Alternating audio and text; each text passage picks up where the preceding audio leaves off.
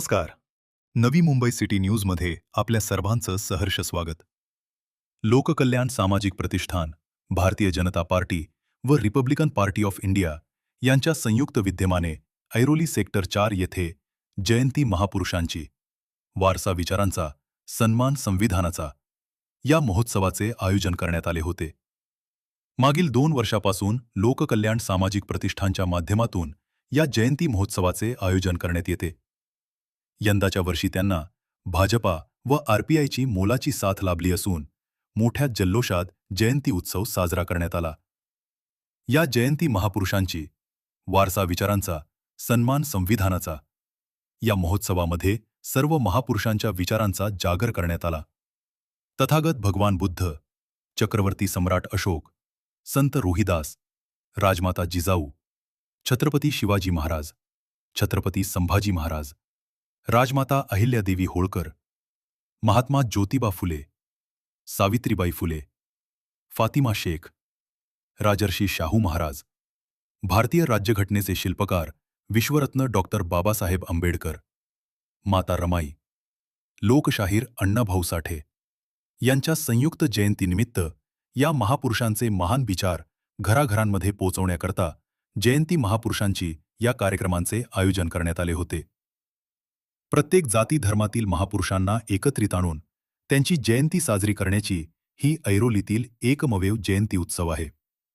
शनिवार दिनांक 2 व रविवार दिनांक 3 मे 2026 रोजी ऐरोली सेक्टर 4 येथे या 2 दिवशी वृक्षारोपण, महिलांसाठी हळदी कुंकू व प्रश्नमंजुषा, सचिन पवार यांचा सांस्कृतिक कार्यक्रम, खेळ पैठणीचा खेळूया, मंजूळ गाणी ऑर्केस्ट्रा व उपस्थित मान्यवरांचा सत्कार तसेच विजयी महिलांना पैठणी व भेटवस्तू वाटप करण्याचे आयोजन करण्यात आले होते. या महोत्सवास महाराष्ट्र राज्याचे वनमंत्री गणेश नाईक आणि भारत वानखेडे, अध्यक्ष, शासकीय अधिकारी, संघटना कर्मचारी संघटना मंत्रालय मुंबई यांनी प्रमुख पाहुणे म्हणून उपस्थिती दर्शवली. तसेच यावेळी स्थायी समिती सभापती अशोक पाटील, नगरसेवक शिवाजी खोपडे, आरपीआय नेते सिद्धराम ओहोळ, परिवहन सदस्य राहुल शिंदे, यशपाल ओहोळ, राजेश मडवी, शशिकला जाधव, डॉक्टर साक्षी गायकवाड, ॲडव्होकेट संध्या सावंत, नंदा गायकवाड व इतर पदाधिकारी उपस्थिती होते.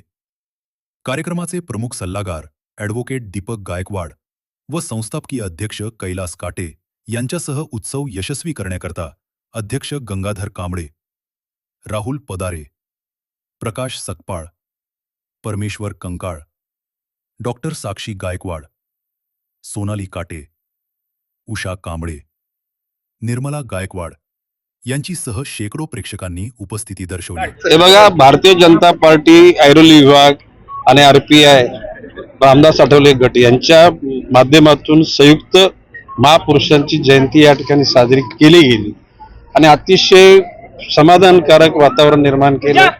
सर्व धर्माच्या, जातीच्या, पंथाच्या, वर्णाच्या, वर्गाच्या लोकांना एकत्र आणण्याचं काम केलं. या ठिकाणी महिलांकरता प्रोत्साहित करण्याकरता विविध कार्यक्रम झाले.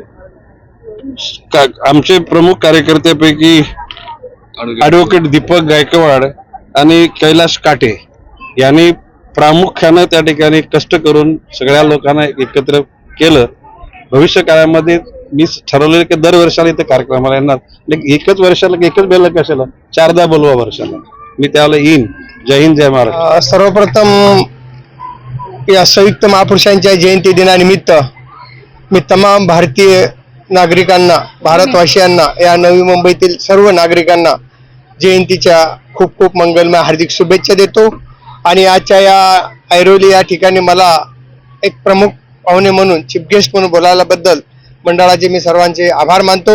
आजच्या या संयुक्त महापुरुषांच्या जयंती दिनानिमित्त खरं तर खूप मोठा एक संदेश या ठिकाणी देण्यासारखा आहे की हा जो जागर आहे, हा जो एक धागा आहे, हा सर्व देशाला आणि सगळ्या जगाला, जिथं की आपण डॉक्टर बाबासाहेब आंबेडकरांना सिम्बॉल ऑफ नॉलेज म्हटलं जाते, तिथंच आपण लक्षात येते की हा देश हा जगाच्या पाठीवर किती मोठा आहे. आणि डॉक्टर बाबासाहेब आंबेडकरांनी जी भारतीय संविधान लिहून दिली आहे या देशाला, ती सर्वोच्च संविधान मानले जाते. म्हणून मी या ठिकाणी म्हणेल की डॉक्टर बाबासाहेब आंबेडकर म्हणायचे गुलामीच्या संदर्भात स्त्री गुलाम झाली की मूल गुलाम होतात, मूल गुलाम झाले की कुटुंब गुलाम होते, कुटुंब गुलाम झाले की समाज गुलाम होतो आणि समाज गुलाम झाला की राष्ट्र गुलाम होतो. असा हा गुलामीचा सिद्धांत हा मुली गुलाम स्त्री गुलामांना जन्म देते, म्हणून गुलामाला गुलामाची जाणीव करून दिली पाहिजे असं डॉक्टर बाबासाहेब आंबेडकरांचे म्हणणे आहे. आणि आजही आम्ही डॉक्टर बाबासाहेब आंबेडकरांच्या विचारावर जेव्हा कार्य करतो तेव्हा ते आमचा स्वाभिमान जो आहे तो स्वाभिमान कधीही खाली झुकू देत नाही आणि स्वाभिमानाने आज मान ताट करून त्या केवळ आणि केवळ त्या डॉक्टर बाबासाहेब आंबेडकरांमुळे आम्ही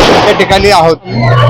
दरवर्षाप्रमाणे प्रत्येक वर्षी सेक्टर 4 मध्ये भव्य आणि दिव्य जयंती होत असते. त्या जयंतीच्या निमित्ताने आज प्रमुख पाहुणे रामदासजी आठवले साहेब होते, गणेश नाईक साहेब होते आणि आमचे भरत वानखेडे होते. तर आज मला असा आनंद होत आहे की भरत वानखेडे आणि गणेश नाईक या दोघांनी हजेरी लावली आणि आमचे गणेश नाईक साहेब म्हटले की आठवले साहेब म्हटले की मारायला येतो तरी ते संध्याकाळपर्यंत येतील, परंतु आज सर्वांना मी फोन स्वतः केला होता पीएला त्यांच्या, तर ते बोलले आम्ही येऊ परंतु वेळ सांगत नाही. तर अशा ह्या भारतीय घटनेच्या शिल्पकाराची आणि सर्व महापुरुषांची छत्रपती शिवाजी महाराज, शाहू महाराज आज ह्या ठिकाणी जी जयंती होत आहे ती जगाला पोषक जयंती आहे आणि सर्व तळागाळातील महिलांसाठी आणि तळागाळात महिलांसाठी हा विचार जो आहे सन्मानाचा विचार आणि दिशा देणारा विचार आहे. तेव्हा मी पूर्ण नवी मुंबईमध्ये आणि महाराष्ट्रामध्ये सर्व जयंती करणाऱ्या आणि सर्व जयंतीवाल्या आणि माझ्या सर्व माता भगिनींना मी जयंती निमित्ताने हार्दिक शुभेच्छा देते.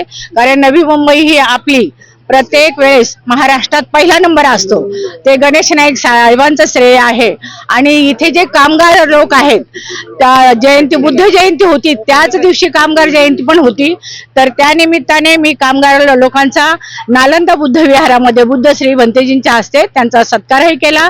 परत आणखीन संध्याकाळपर्यंत जे येतील त्यांचा सत्कार केला. कारण कामगार हा जो आहे तोच हा नवी मुंबईचा शिल्पकार आहे, कारण त्यांच्यामुळे आज नवी मुंबईला पहिला नंबर मिळतो. तेव्हा मी कामगार दिनानिमित्त सर्व कामगारांचे सुद्धा अभिनंदन केले आणि जयंतीचे सुद्धा सर्वांना शुभेच्छा देते. आणि आज जयंती ह्या मंडळाने जी साजरी केली, काटेचा आणि काटेच्या सर्व मित्रमंडळींचे मी आभार मानते, कारण दरवर्षीच अशी भव्य दिव्य जयंती होत राहील.